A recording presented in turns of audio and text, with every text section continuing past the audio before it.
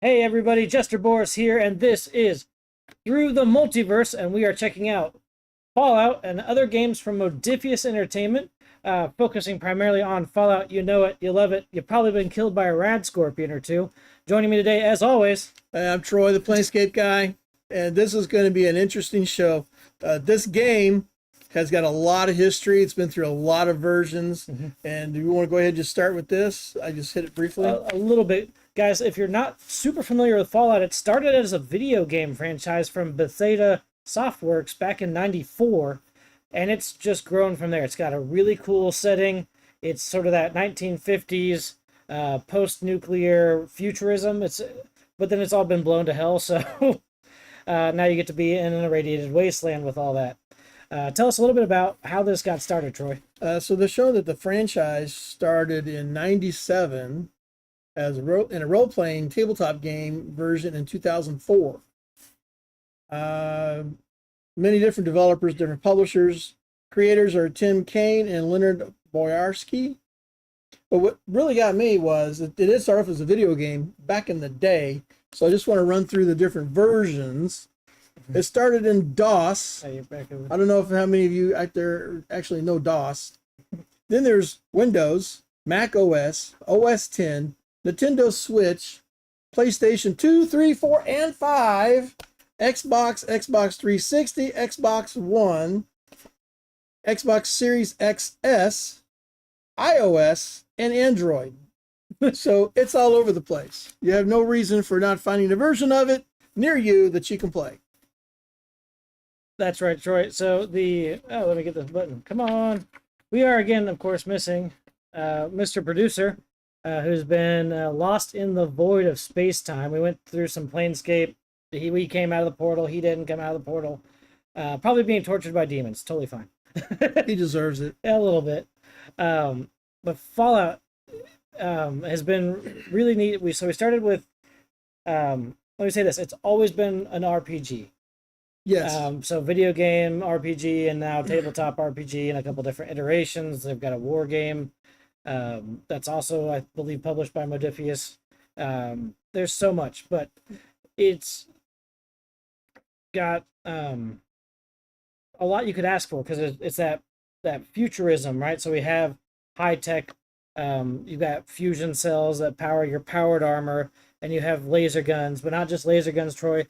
Gatling laser guns that we can... What's not to like about the game? So it's futuristic. You got monsters. Yeah. You got fallout, radiation, which causes problems, everywhere.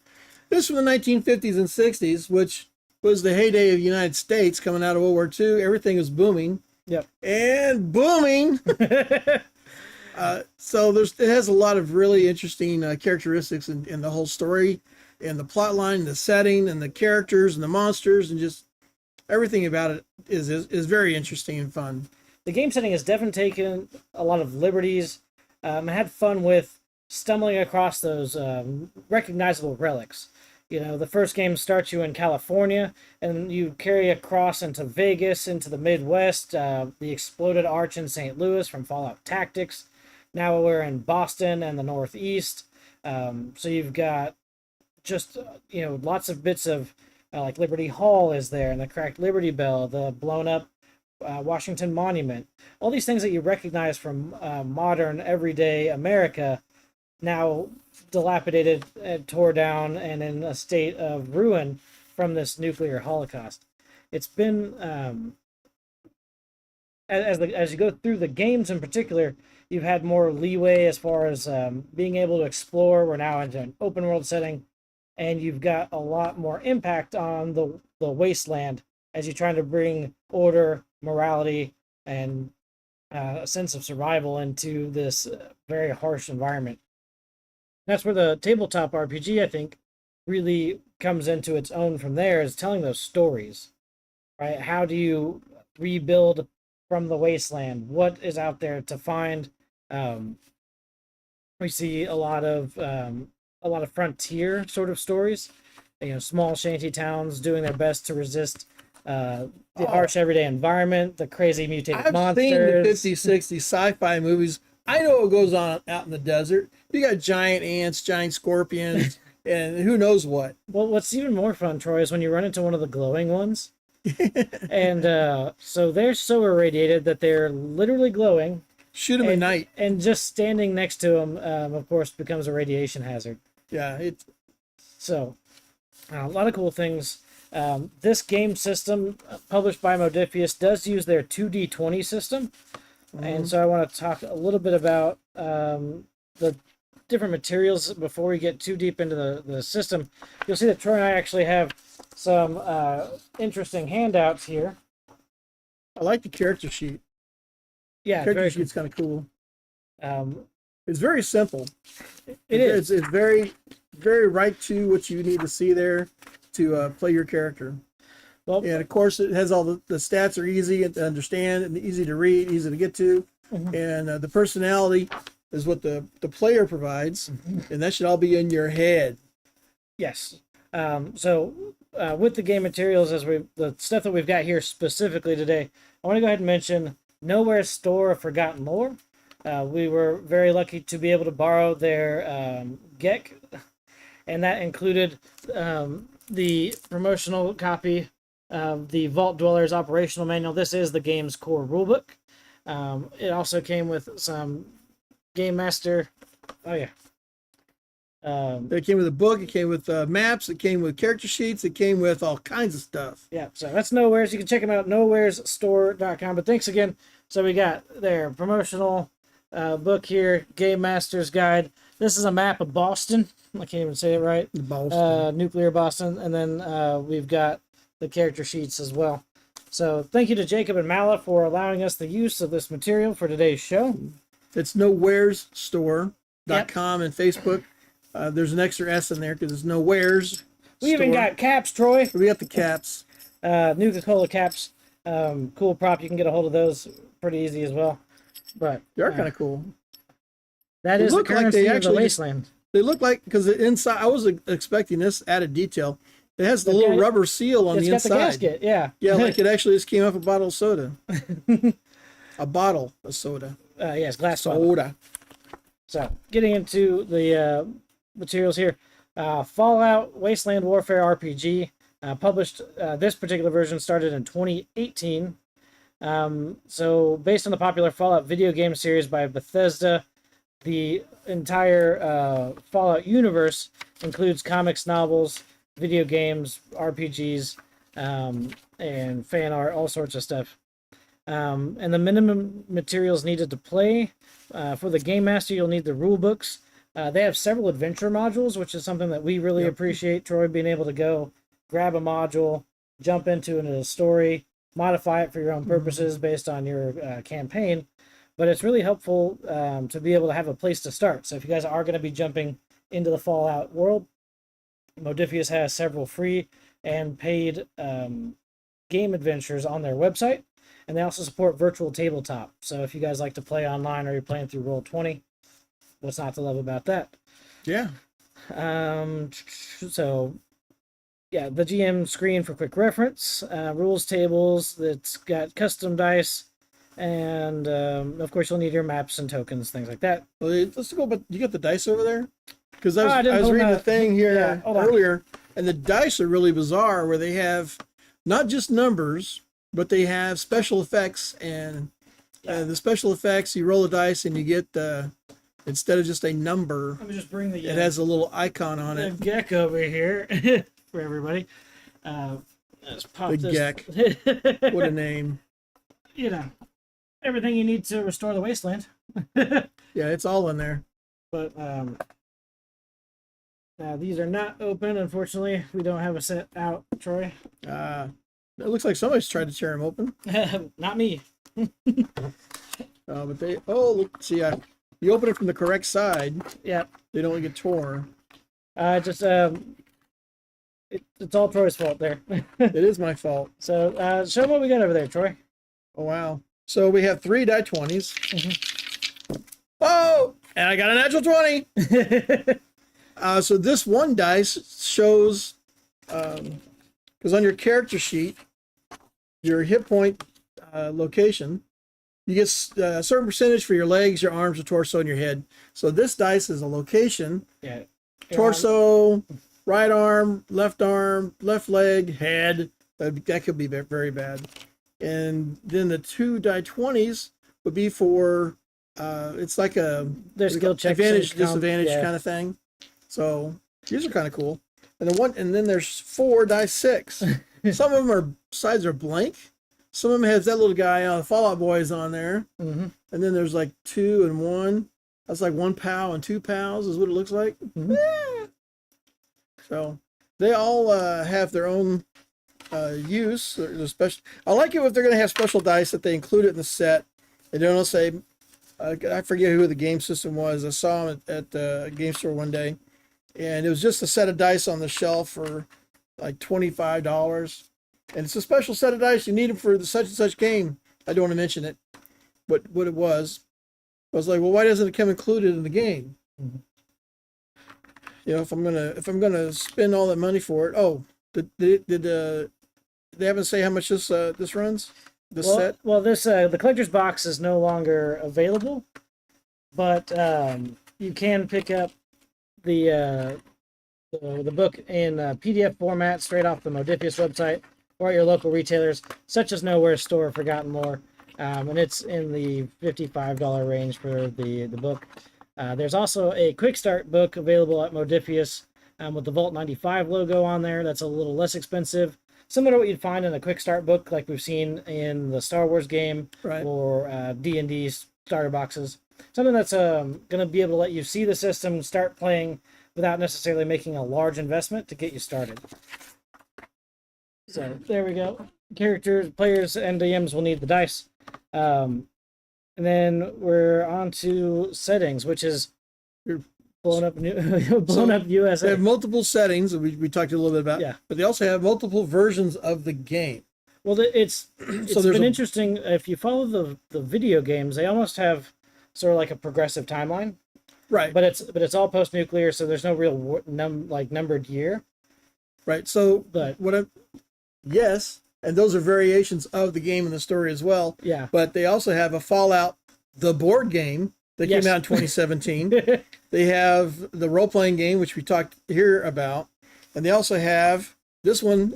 I'd never heard of this before because it just came out this year. Magic the Gathering Fallout. Yeah, they just had a crossover. So if you want to go and crush your enemies in powered armor across the Magic the Gathering table, check out the Magic the Gathering crossover set between Bethesda and Wizards of the Coast. Get your foil full arts and go crush your enemies. Powered armor and laser Gatling gun not included. See your enemies driven before you. Yeah. So I was just looking. They had another crossover. I can't find it now. Anyway, they have several different crossovers. That I like.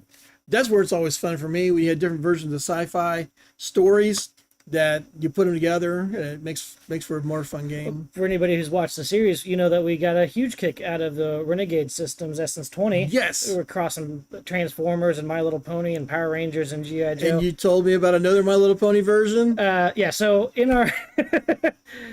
in researching today's episode, trying to get some art pieces and things to create the thumbnail that goes on YouTube, I did find My Little Ponies in power armor, several different variations. You want the T55, the T60, the Enclave stuff. You can go and make sure that Rapidash or Applejack is kitted out for the Wasteland. It bothers me that you know their names. Well, I did buy the book and I had to read it. So. Okay. But I had to read the granddaughter of the comic books. Yeah. There's one of the My Little Pony comic books. If anybody has this episode out there, please let me know how it ends, because they were fighting zombies. And then the next episode you had to purchase was going to tell you how the fight came out. And I can't find that one anywhere. So you ended on a cliffhanger? I ended on a cliffhanger because the zombies were surrounding the ponies. And I was worried.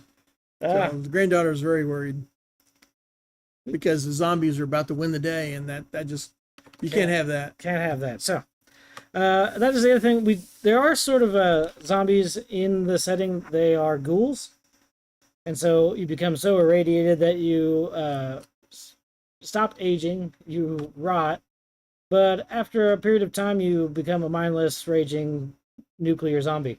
Oh, Fantastic. Yeah, it's always fun when you're exploring the wasteland and you're in this broken down house and you're like, oh, these are just corpses. Like there's corpses littered. No, they stand up and they try to eat you. In a very dissatisfactory way when you're running around with just your jumpsuit on. Well, because that's what zombies do.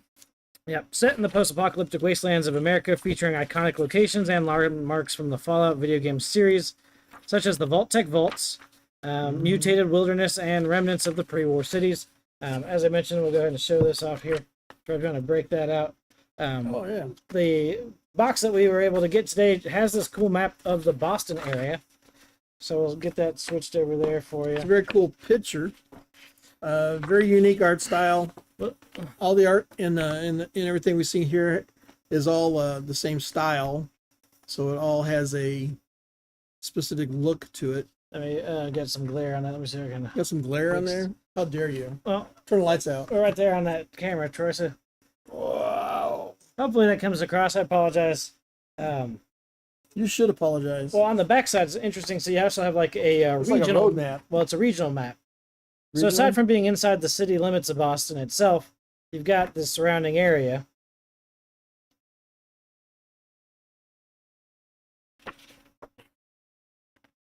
And one of the things that I thought was really neat on there, you'll see Diamond City. And those of you that have played the video game, you'll recognize that. But it's a sort of a baseball fortress that's been built out of a baseball stadium. Yeah. You know, larger baseball stadiums would be able to support quite a lot of people on the normal, but when you pull all the chairs out and start building houses, it's not a bad way to defend yourself from the it would be very worries of the wasteland. It would be very defensive. Yeah. And so long as all of the facilities worked, you'd have, because a lot of them have hot dog stands in them, so you'd have a kitchen. But, 300-year-old hot, well, I mean, I guess it's not any different than eating them from the gas station. Right. So, and you're still alive. Your nitrate levels might be a little high. Your nitrate levels are way off the scale, I'm sure. It takes place in an alternate future after a devastating nuclear war, combining retro-futuristic 1950s aesthetics with advanced technology salvaged from before the apocalypse. Emphasizing survival against harsh environmental conditions, exploration of ruins and uncharted territories, factional conflicts between survivors and mutated creatures, and the ethical dilemmas of rebuilding society amidst chaos. And then one of the things we always talk about when we're dealing with world settings or things of that nature is magic versus technology. This is going to be a high-tech, no magic system, Troy. No magic. As you might imagine, yeah. Unless you eat some But of those irradiated... blasters. Oh, yeah. They got blasters, I'm good. So, focuses on advanced technology as a substitute for traditional magic when it comes to lore. Radiation-based mutations, powerful artifacts left over from the pre-war era. So that's lots of yeah. I love the please stand by. Those of you that have played the game as long as I have, you know that that's their traditional loading screen. It's fantastic. I love it.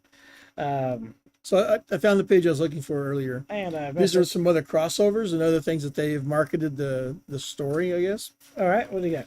Television series July 2020 was announced for Amazon Prime. That's right. Filming was completed in March 2023. And they did end up, I think, with a second season for that. The 8-episode series premiered April 2024. There you go. So it's right out there. If you got Amazon Prime, give that a check it out. Check it out. That one's definitely been much better received than the Halo series. Yeah. And from what I understand, since I don't have Amazon Prime, they've done a really good job of presenting the world setting, creating unique characters, and bringing forward, everything that you would expect to see from the video games, from the books, novels, and things like that. So I'm going to go find this because we've started a cookbook collection for the wife from all this different fantasy stories and stuff. Yes, I don't know. So the Vault Dwellers official cookbook. The Vault Dwellers official cookbook published October 2018 with the release of Fallout 76 and the in-game date of the Great War. So I have no idea what it has in it. It only has those 2 lines, but I'm definitely going to make a look hard for it because it has items such as Nuka-Cola, Blamco mac and cheese, and various others. So, oh man, Just don't do any of the Rad Scorpion or Rad Roach, Meyer Lurk. You don't want any of those recipes. But like Grognak the Barbarian is some of the comics you can find in the game. Blamco Mac and Cheese is everywhere. Nuka-Cola and then Nuka-Cola Quantum. Right. Because you can't have it without another flavor. One of the things that's fun to do with Nuka-Cola Quantum is you turn it into a bomb. And then, of course, it explodes in a tiny nuclear cloud there. But when you're running away from super mutants, you got to have, a bottle of Coke somewhere. I would hope so. So here's yet another crossover. Fortnite Battle Royale. The T60 Power Armor appears in Fortnite in the Battle Royale game mode as a cosmetic outfit in the Chapter 5 Season 3 Battle Pass, alongside a pickaxe tool attaining to the Assaultron emote depicting a Mr. Handy Robot and many other cosmetic items bearing reference to the series. Nuka-Cola also appears as a consumable. Various weapons from the Fallout games are due to make appearances in later updates. So that also just recently came out. I was looking for the date here, but it doesn't have it. So if you're a Fortnite player, check that out and let us know how that goes. And I have two more here. All right, so hit it, Troy. During the summer game 2020 of Smash Brothers Ultimate, the mascot of Vault-Tec, Vault Boy, appeared as a My Gunner costume for the Nintendo Switch. And the title is Super Smash Brothers Ultimate. So you can wear his outfit in Super Smash Brothers. And this one here, this is also very new. June 2024, Activision announced a collaboration between Call of Duty and Fallout, which sees the addition of a cosmetic bundle for purchase. Call of Duty Modern Warfare 3, Call of Duty Warzone. The bundle contains Vault 141 outfits for 4 operator characters, in addition to the Vault-themed weapon skins and other items based on Fallout. The bundle's released 20th of June, 2024. That's just last few weeks ago. In addition to a free in-game event where players can earn other Fallout-themed cosmetic items, including the Nuka-Cola Quantum weapon camouflage. Oh, no. Yeah, so if you're a Call of Duty player, check that out and let us know how that is. There's nothing like topping the scoreboard with your weapon decked out in Nuka-Cola gear. Like, who needs Woodland when you have Nuka-Cola? It's all about fun, and I'm all about having fun. Yeah. Absolutely. And that's just one of the things with the 1950s sort of post-futurism. They've got a lot of like satirical and goofy things of that nature that you see throughout the game, where it's sort of self-aware in that regard, and it's kind of fun. Any of the artwork, you just start looking at it, and these guys are trying to put as many jokes as possible in front of you, and the gag is how many can you find? Yeah. It really is. So let's talk a little bit about their character sheet. You pointed something out to me that I completely glanced right over. Yeah, so the... Because, yes, my mom says that to me. Well, everybody likes to be special, and that is probably the first joke that really you come across. Yeah. And it was really fun in Fallout 3, because you start off as a baby. Yeah, okay. And then they give you one of those little soft baby books that babies always chew on. Yeah. Well, that's how you set your stats in the third game. So you go through your little baby book. It's like, S is for strength, and you like plus or minus. But that's it. So the game system since the first game, and we see now here in the tabletop game. Let me switch this over so I can talk to y'all. The stats are strength, perception, endurance, charisma, intelligence, agility, and luck. So if you take the first letter of that, you get special. Because just like Troy, that's what your mom always told you. You are special little wasteland boy. And I know your mom would call you special.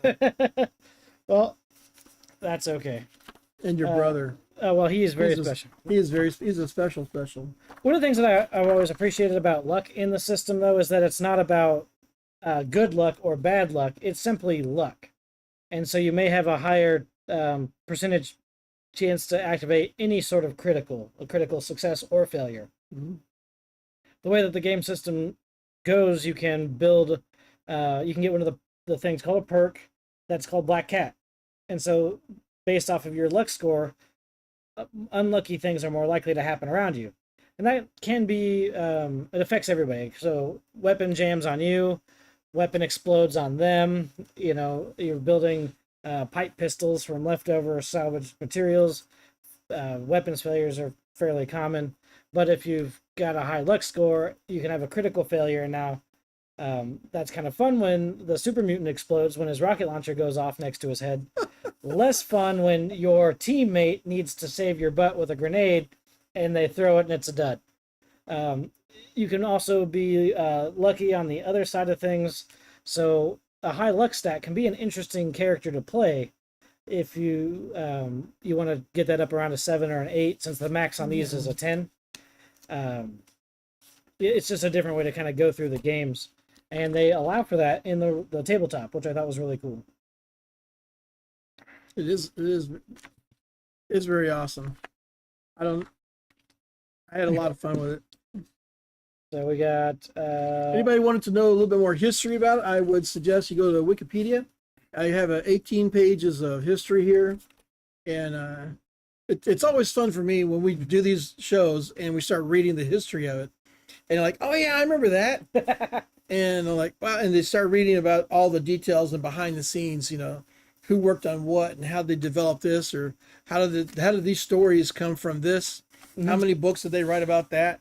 And 1, 2, 3, 4, 5, I can't even count them all. A dozen different computer systems that the game came out in. Mm-hmm. And they've been ported forward, and you can find them in collections now. It's they're on places like GOG and Steam, so they're out there. So that's the core for. And also they have a pretty cool. That's what I'm going for. Here we go. Webpage, fallout.bethesda.net. Yep, that's going to be the one for all the video games. You can also go to Medivel, and they've got a drop down for their RPGs, and you'll find Fallout there, along with all the other RPGs that they publish. How do you spell that? MODPPHIAUS.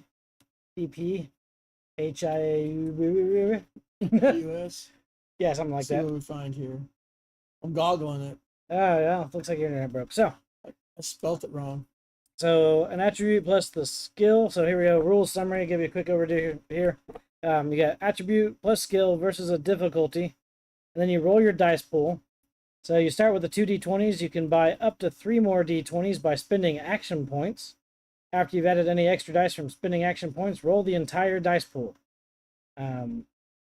So check for successes. Each d20 that rolls equal to or less than your target number is a success. Any d20 that rolls a 1 is a critical success.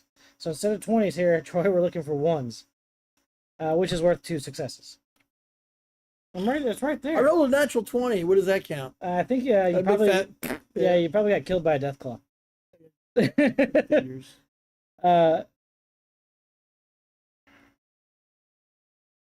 Is it MODUS? That's multi-operational directions and utility system. Yeah, well, you got Modus, not Modifius. How do you spell it? Search for Fallout Tabletop RPG. All right, the wonders of computers, everybody. So then we got successes versus difficulty. And then each success above the difficulty becomes an action point, which is kind of fun. And then you get the result. So critical successes, you get 2. For each d20 that rolls a 1, generates 2 successes instead of 1. If you're using a tag skill, each d20 that rolls equal to or less than your rating in that skill generates 2 successes. And so it's one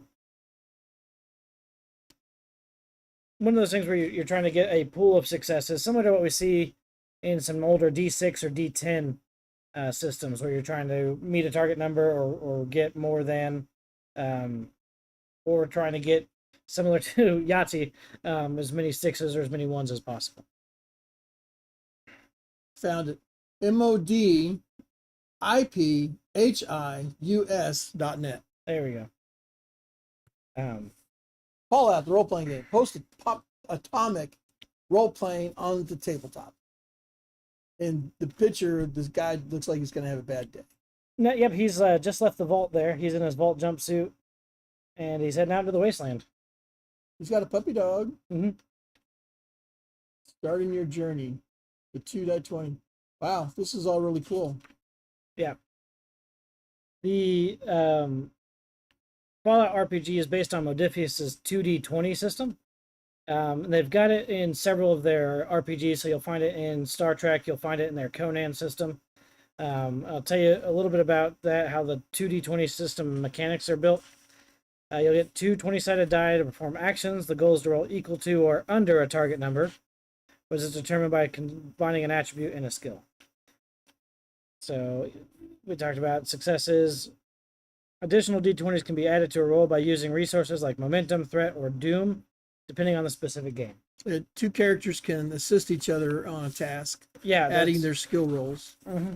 That's here. So assistance, which we've seen that as well in some other games. Yeah, where they just include that as a mechanic, and some don't include it. They don't mention it, and then there are others that do. One of the big benefits to the 2D20 system is that it provides for very cinematic role play and a combat resolution or task resolution. So that can be really interesting when you're trying to tell a survivor's story in the Fallout universe. It can be really good when you're a traditional sort of character setup doesn't necessarily work like in Star Trek. We've seen a lot of different Star Trek RPGs. I think Modiphius has hit on one that's really good.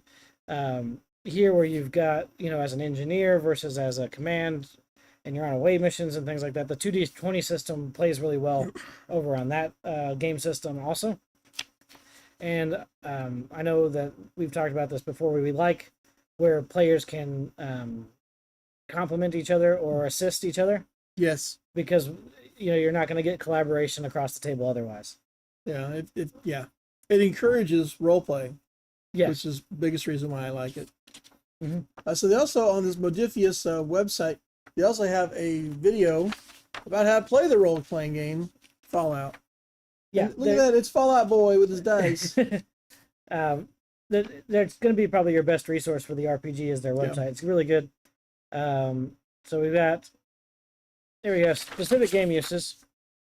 So Conan, Adventures in the Age Undreamed Of, focuses on heroic action-packed adventures, uses unique mechanics for sorcery, carousing, and warfare.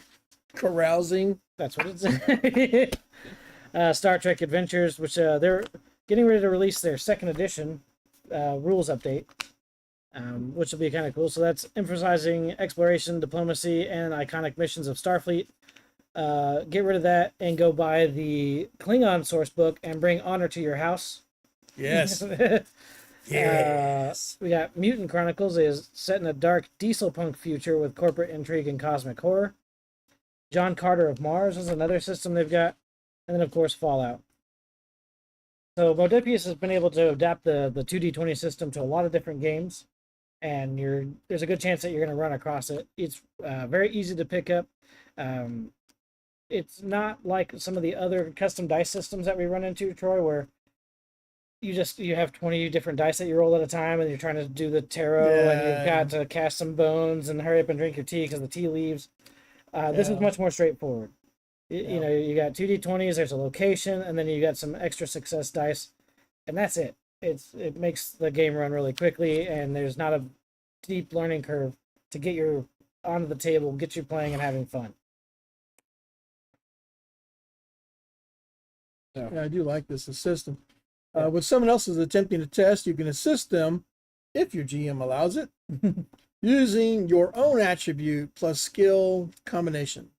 Roll 1 die 20 and add any success you generate to your ally, providing they score at least one success themselves. Yeah. So these rules summary, these little cards are pretty cool. Mm-hmm. Further, for the Fallout system specifically, characters possess skills in categories such as combat. So you got small guns, big guns, melee weapons. You'll have science and repair, speech, barter, and then all those will improve through gameplay and impact their effectiveness in different scenarios. Powers and traits. So players will choose perks and traits during character creation and advancement, granting unique abilities and bonuses such as increased damage resistance, improved critical hits, excuse me, or enhanced crafting abilities. Character generation involves allocating points to special attributes. So that's any of your core attributes. Selecting, there you go, starting skills and perks, and defining a character's background through choices that influence gameplay and narrative outcomes. So if you're a Vault Dweller, if you used to be a Raider, if you're a Wastelander, you'll have a bit of tailoring that you can do for your character's background that will help you tell your story going forward, which is kind of fun. Looks like everybody wants to do their characters. They want to customize them, want something special, something unique, something different. Well, if you start off with a kit that makes you whatever class description, you want to be able to tweak it a little bit. So, yeah, I'm a rogue, but I can do this too, or I have this benefit because of my clan, or something. I like it when you can customize them. Yeah, if you were a Vault Dweller, you've got experience with computers and technology that a Wastelander has never seen before. But when it comes to taking a pipe and a shoestring and a bit of antenna, piece of gum, you gotta have a piece of gum. I don't know if you want. Well, you can probably find lots of gum in the wasteland and stuck under something, but they become your wasteland MacGyvers, and you can't survive without them. Yeah.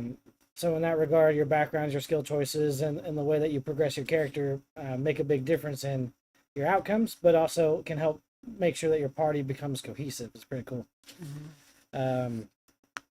So combat mechanics, you're going to have tactical turn-based combat. Characters use action points for movement, attacks, and items. Combat will include factors like cover, mechanics, line of sight, and environmental hazards. That's going to be a big thing with this system, environmental hazards. Traps, radiation, pitfalls, bad water, trying to find food, any of that sort of stuff. Is going to be something you'll see a lot. Storytelling encourages player agency and narrative creativity, with GMs crafting dynamic stories based on player choices. And that is going to be one of the things that I want to mention. And Troy, you can speak to this a little bit. Because you tend to be in a fairly open world, you're just in the wasteland, right? We're in the area of Boston, for example, with these maps. It becomes incumbent upon the game master to have a lot of open-ended or several different outcomes based on a particular scenario.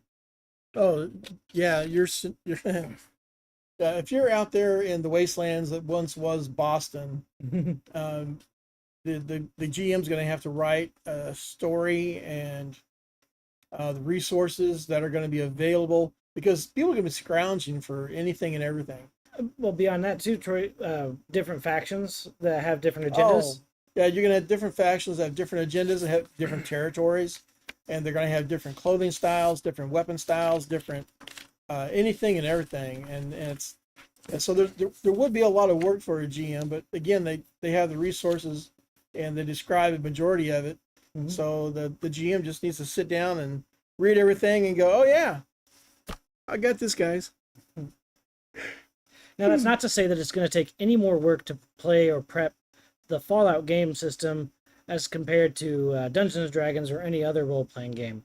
You just have to allow for your players to be able to make choices, and that's going to be typically a little bit more open-ended than you're going to find in your traditional dungeon crawls or when you're running away from stormtroopers in Star Wars, for example.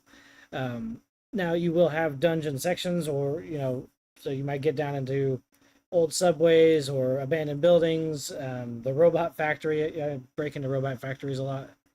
But it's a thing. That's where all the tech is.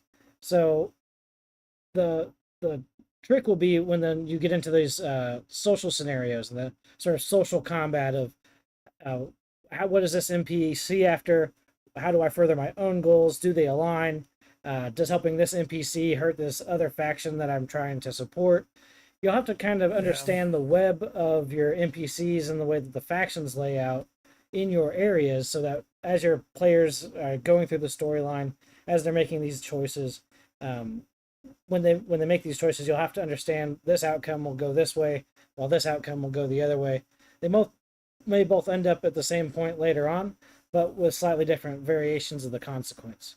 And that's all I wanted to point out. Because you've got a lot of social fabric, you're dealing with a very people-based storytelling. whether it's your characters or the other survivors that they run across in the Wasteland, and as they're trying to rebuild society. So those will be some things to consider when you're putting a Fallout game together. There's definitely going to be a lot of survivors, and there's going to be a variety of people, the different levels of exposure to radiation and other weapons, and level of trust. Yeah. In a post-apocalyptic setting, you're going to have, it's like Road Warrior. So you're going to have different gangs out there that are just randomly running around stealing whatever resources they can. Yeah. And they're not generally nice guys. Tell us a little bit then, Troy, about some of the factions that are out there, because there's your cheat sheet. My favorite, of course, is at the top of the list. It's the Brotherhood of Steel. Yeah. But they I don't know, there's some pious, heavy-handed jerkbags a lot of the times, but there's a lot of... they have power armor, so there you go. Brotherhood Steel, founded by the remnants of the U.S. military shortly after the Great War. They're dedicated to preserving and controlling advanced technology. Mm-hmm. The Enclave, descendants of the pre-war United States government and military-industrial complex. They believe themselves to be the rightful heirs to America. Yep. Mm-hmm. I mean, forget having a 20-acre ranch. I mean, the New California Republic, the Democratic Federation, formed in the post-apocalyptic ruins of California. They aim to restore order and democracy to the Wasteland.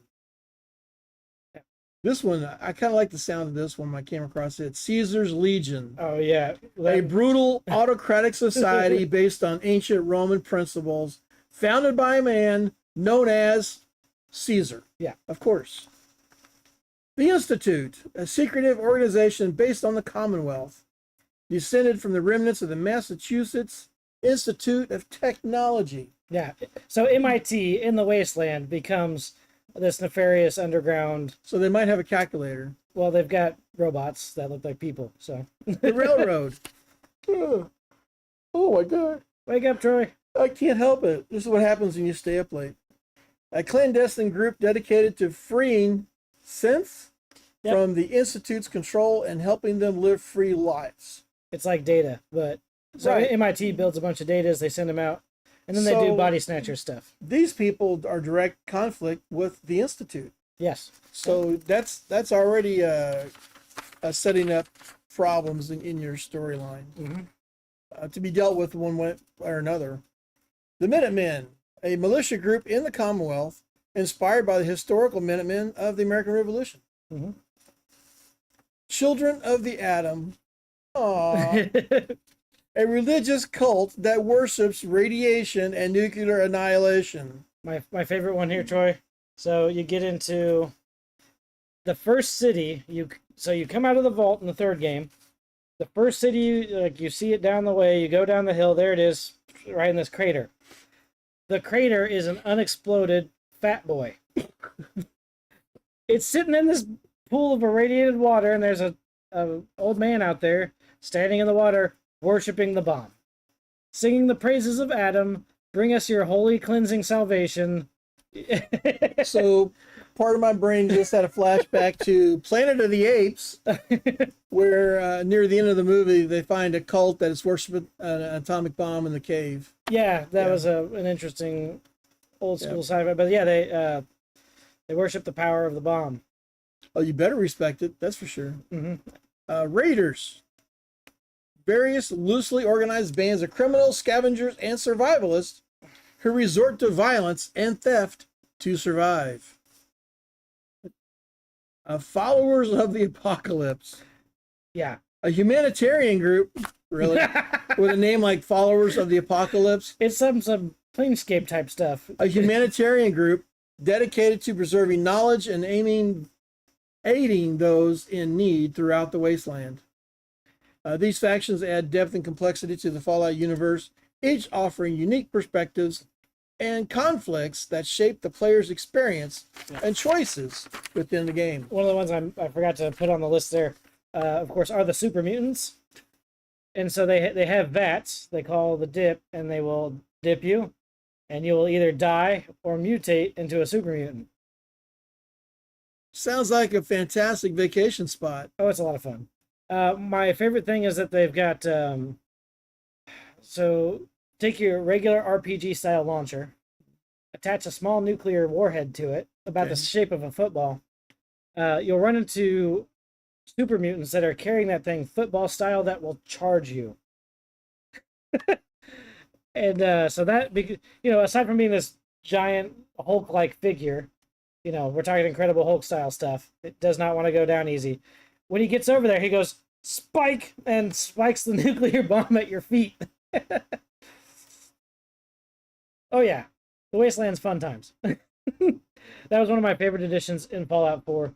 Of course, use VATS, your stop motion or your slow time, and target the bomb in his hands. Shoot it, blows him up over there with his buddies, and not over here with you. So it doesn't have like a huge blast radius? Yeah. It blows up in a tiny mushroom cloud and everything. Fabulous. Yeah. Troy's seen some of this stuff, but hasn't really played the games not much for some of the 3D games. But so how many characters should you make before you start playing the game? For this one, I would probably sit down at the table with 2 ready to go and maybe a third. One of the things that I was talking with one of the game masters at Haven Games, another game store that we work with. They were telling me that rad scorpions are especially egregious in this one because they're armored. Right? They have a thick, heavy carapace. So there you are with like a pipe or a crowbar trying to fight this 30-foot long scorpion. And the stupid thing is armored up because it's... Just throw a nuke at it. There's plenty of them laying around. Evidently. Yeah, it gets a lot of fun when you get into the storytelling side of things, the lore side. And it ends up being very faction-based. Like I mentioned, you've got a lot of people stories. So you've got some of these factions will show sort of the baser nature of humanity.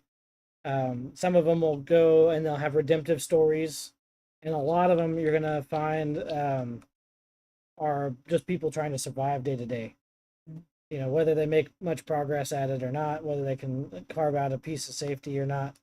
It's very survival focused. When you come into immersion, the Fallout RPG immerses players in a post-apocalyptic America ravaged by nuclear war. You'll encounter iconic factions, wasteland tribes, mutated creatures. The setting blends, retro-futuristic 1950s and advanced technology. So this is other notes I have. There you go. As a game master in particular, you'll facilitate gameplay by creating immersive environments. So you want to be sure that your environments are descriptive, particularly when you get into these different areas. So Boston, that northeastern part of the U.S. has a lot of older architecture, brick buildings. So you have zombies chasing you with bowls of clam chowder? Possibly. But it's going to be a lot different than if you were, say you got into the core of New York. Oh, yeah. Much more concrete, glass skyscrapers, and that sort of rubble. Yeah. So depending on what your setting is, be aware of the architecture so that you can kind of help immerse your players in those areas that you're going to be at. And, it can be very specific. So if you get into Diamond City where you're in a baseball stadium, really lean into that, your different memorabilia that's still kicking around for no reason, faded signage, that sort of stuff. Those will be the immersive environments that are going to be expected to help bring your players into the game. You'll guide players through challenges, adjust encounters based on their actions, and shape the overreaching narrative in response to their decisions.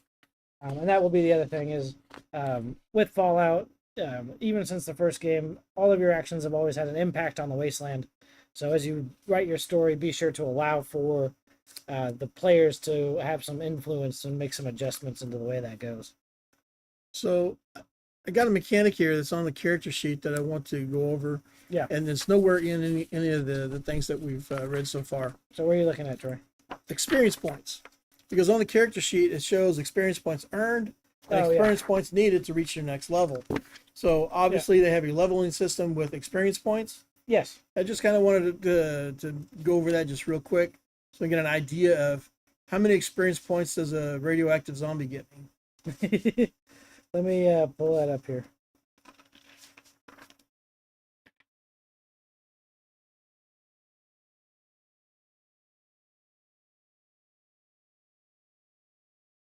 Character advancement, page 49.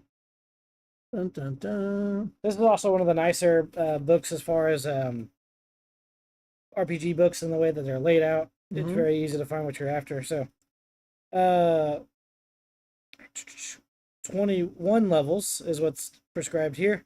So to be level 1, you have to have a full 0 XP required to be level 1. Level 2 is 100. Level 3 is 300.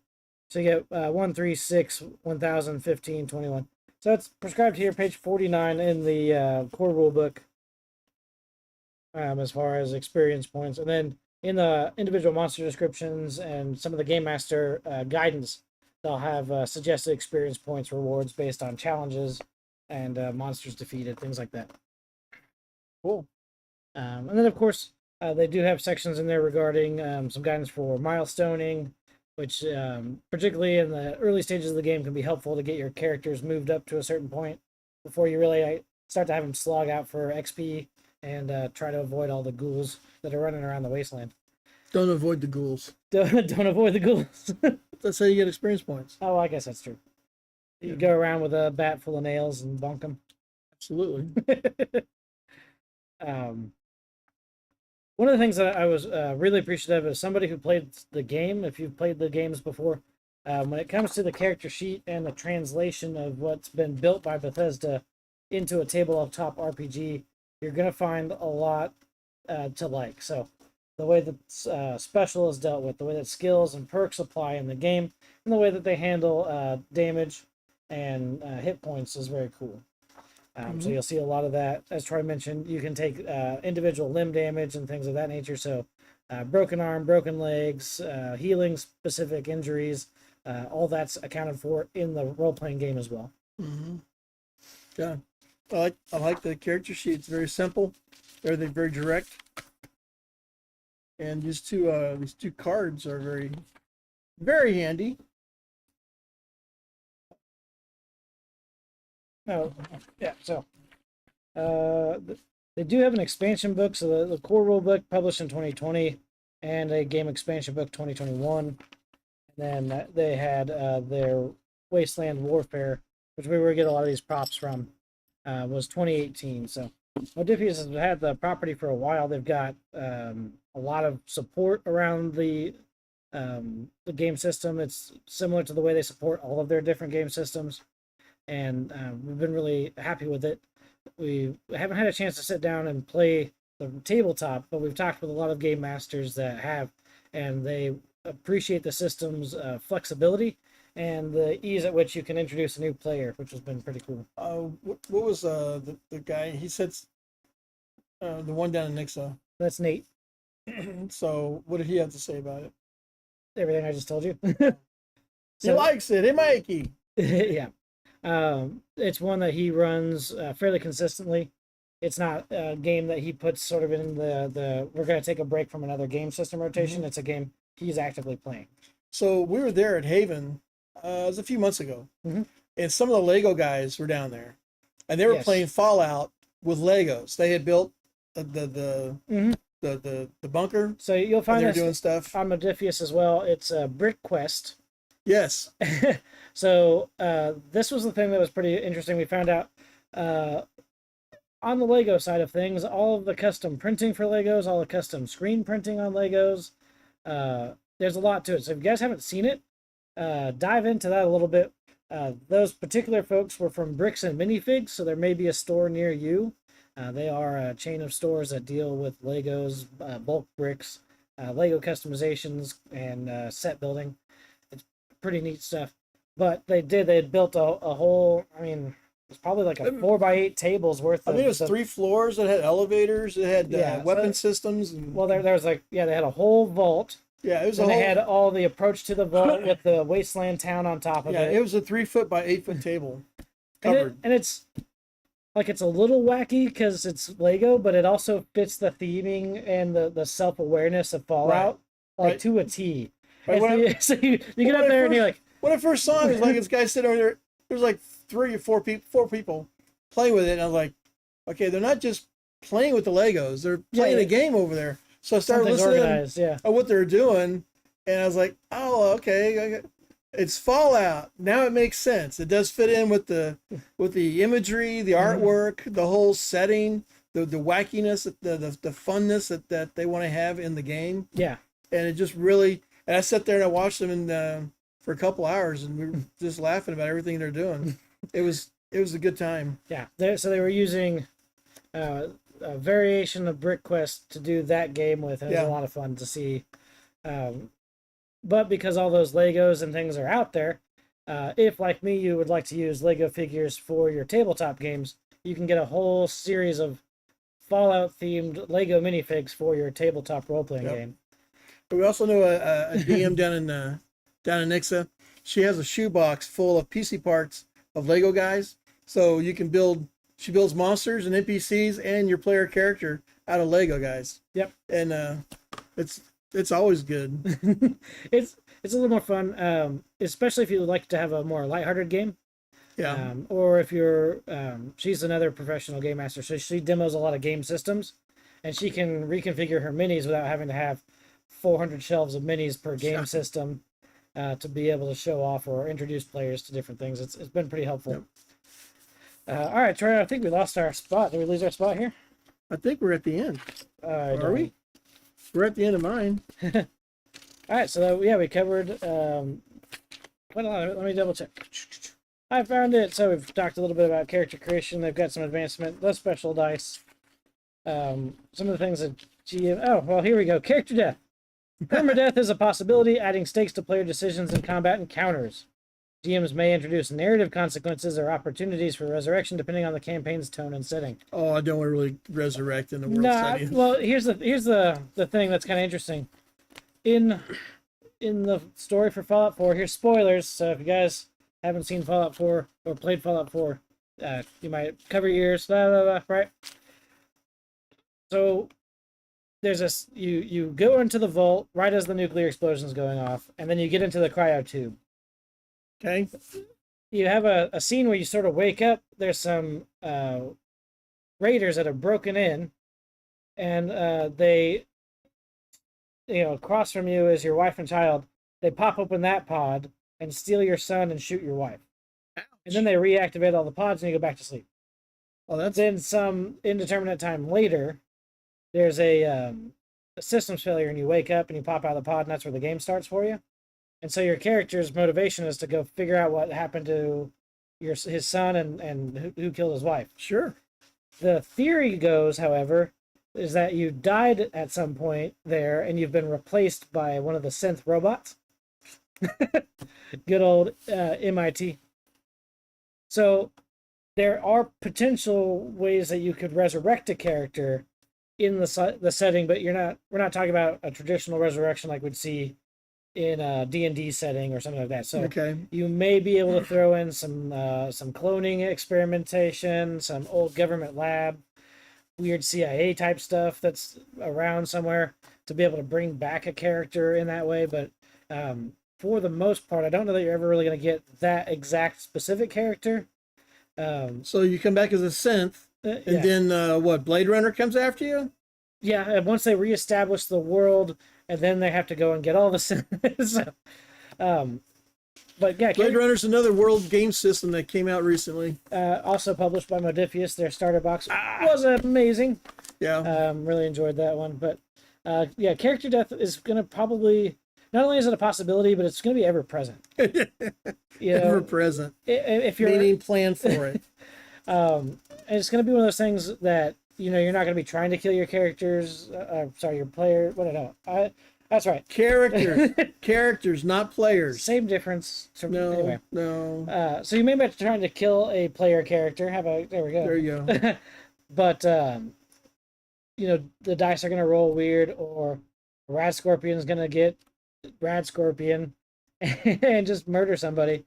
So it might not be a bad idea to either bolster your players with some NPCs early on if you're trying to avoid that, or ensure that players are primed for the death of their character, that they're going to know that's a possibility and be ready to go possibly with another character to bring in to supplant that. Like I said, there may be some resurrection, but the other thing, narrative consequences, right? So if you go down, if you're defeated, you don't necessarily have to be dead. We've done this in D&D before. So if you come up across a band of orcs and they beat the party senseless and everyone's at 0 hit points, well, you wake up later and you got knots on your head and a splitting headache and you're in a cage. Mm-hmm. Right? So in this case, instead of just eating you, the rad scorpion pulls you back to its nest where it's got eggs ready to hatch for new baby scorpion. And you have been alleviated of the burden of all your property. Yeah, or in the Wasteland, if it's a creature, it won't care as much, but you'll have to still find it, kind of like Luke hanging upside down from the Wampa cave. Oh, so he puts you in the refrigerator. Yeah, for like a leftovers. So there's some other ways to deal with defeating your characters early on, particularly when they're not going to have a whole lot of HP or equipment to be able to deal with some of these threats in the Wasteland.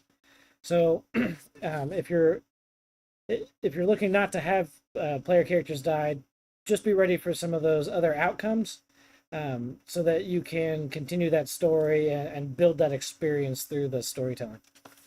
Yep, definitely like it. Mm-hmm.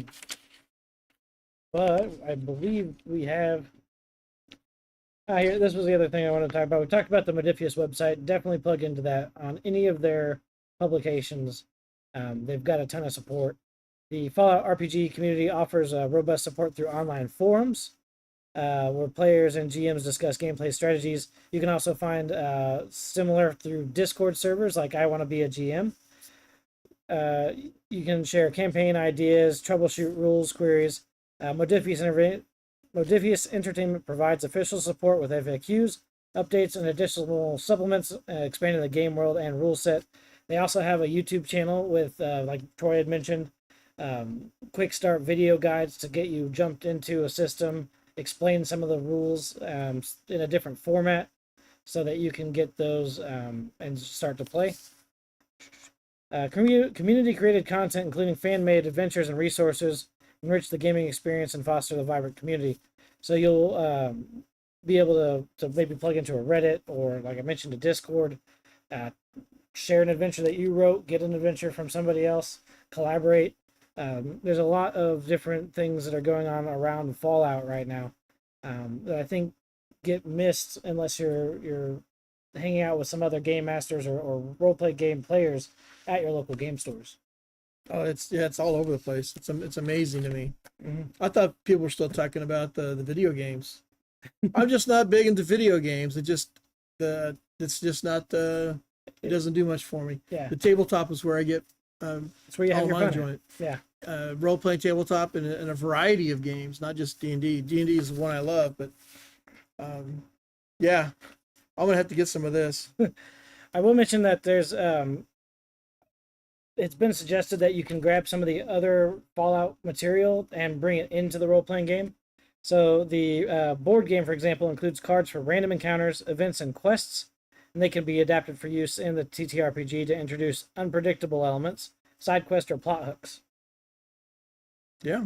They have their Wasteland Warfare game has cool props, tokens, and minis that you can repurpose as well for the role-playing game.